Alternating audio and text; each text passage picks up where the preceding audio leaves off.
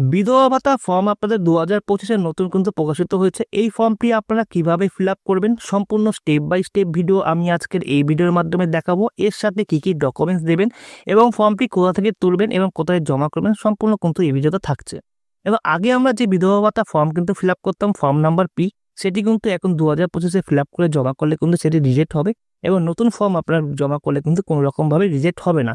কীভাবে আপনাদের ফর্মটি ফিল আপ করবেন সম্পূর্ণ স্টেপ বাই স্টেপ ভিডিওটি দেখতে থাকুন।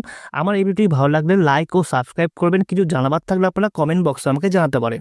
আপনারা ডান সাইডে দেখতে পাচ্ছেন নতুন বিধবা ভাতা ফর্ম 2025-এ প্রকাশিত হয়েছে এই ফর্মটি, এবং সবার উপরে দেখতে পারবেন জয় বাংলা স্কিমের আন্ডারে কিন্তু এই বিধবা ভাতা ফর্মটি পাওয়া যাচ্ছে এবং এটিকে উইডো ফর্মও বলা হয়।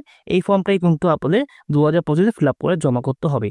চলুন তাহলে আমরা স্টেপ বাই স্টেপ দেখে আসি। ফর্মটির ডান সাইডে যিনি আবেদন করছেন তার কিন্তু পাসপোর্ট কালার সাইজের একটি ফটো হবে।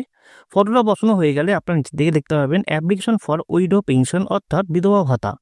তার নিচে পার্সোনাল ডিটেলস রয়েছে। পার্সোনাল ডিটেলসে যিনি আবেদনকারী হচ্ছে তার ফার্স্ট নেম, তার মিডিল নেম এবং তার লাস্ট নেম আপনারা বসিয়ে দেবেন। যদি তার মিডিল নেম না থাকে তাহলে কিন্তু জায়গাটা ছেড়ে দেবেন, ছেড়ে দিয়ে নিচের ঘরে চলে আসবেন। নিচের ঘরে আসলে আমরা দেখতে পারবো name of deceased, husband name, হাজব্যান্ডের first name, middle name, last name আপনারা কিন্তু বসিয়ে দেবেন। যদি আপনাদের মিডিল নেম না থাকে তাহলে না বসালেও চলবে। তারপর জেন্ডার আপনাদের কিন্তু এখানে ফিমেলই দেওয়া থাকবে, এখানে শুধু টিক মার্কটি দিয়ে দেবেন।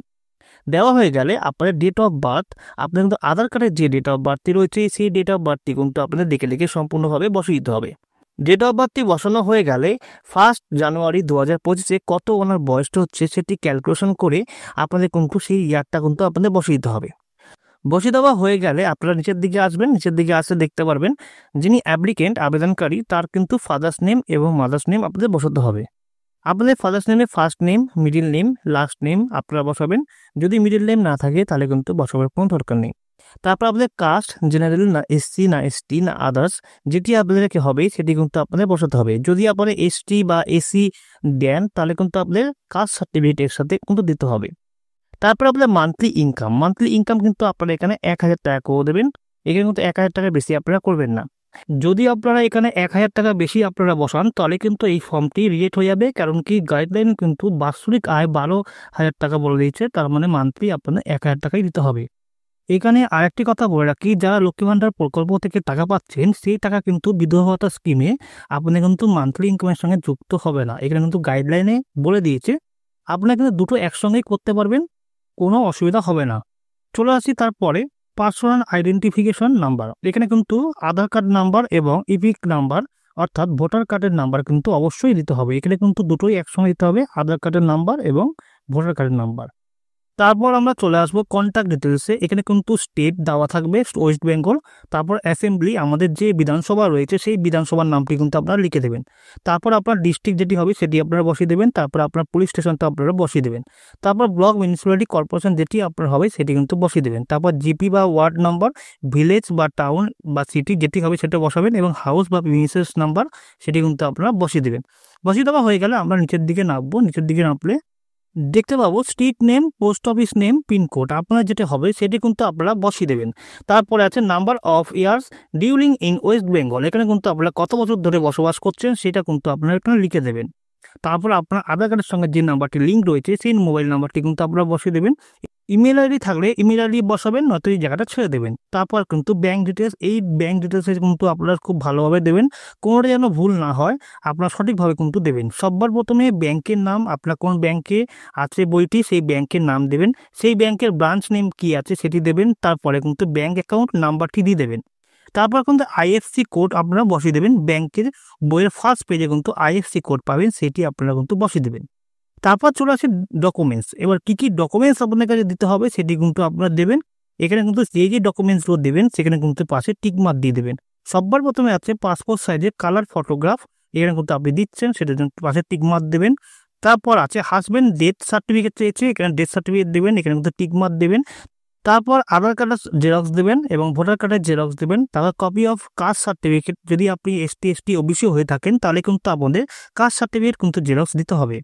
তারপর রেসিডেন্সিয়াল সার্টিফিকেট সেলফ ডিক্লারেশন বলেছে, এখানে কিন্তু ফর্মের লাস্টের দিকে পেয়ে যাবেন, সেখানে কিন্তু ডিক্লারেশনে সই করতে হবে।